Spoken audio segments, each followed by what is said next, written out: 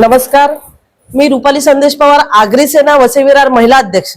आज मला माझं सांगण्याचं कारण हेच आहे की मी त्या न्यूज बघितली आहे की त्याच्यामध्ये जे आगरी सेनेतून जे गेले आता त्या दिवशी त्याच्यामध्ये एक महिला होती। त्या महिलेला तिकडे प्रवेश कोणत्या प्रकारे करून घेतला की ती आगरी सेनेची महिला अध्यक्ष आहे म्हणून, पण ती तर आगरी सेनेची महिला अध्यक्ष नाहीये, त्या दुसऱ्या पक्षाच्या आहेत। त्या पक्षाचं मी आता नाव घेत नाही, पण ते दुसऱ्या पक्षाचे आहेत।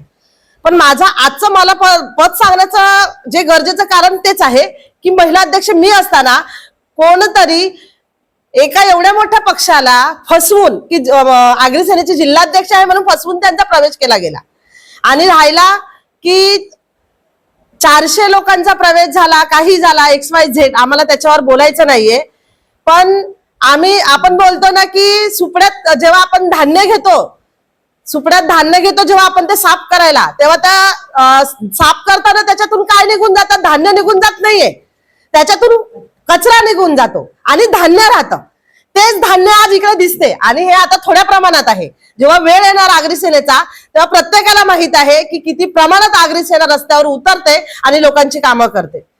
आम्हाला कोणावर टीका करायची नाही, गेले चांगली आमच्यासाठी जे होते, आपण बोलतो जे होते ते चांगल्यासाठीच होते आणि आमच्या तऱ्हेने जे झालं ते चांगल्यासाठी झालं। आम्हाला कोणाच्या गोष्टीचं दुःख नाहीये, पण एवढंच आहे आपण ज्या ताटात खातो त्या ताटात त्याची जाणीव प्रत्येक माणसाने ठेवायला पाहिजे, एवढंच म्हणणं आहे।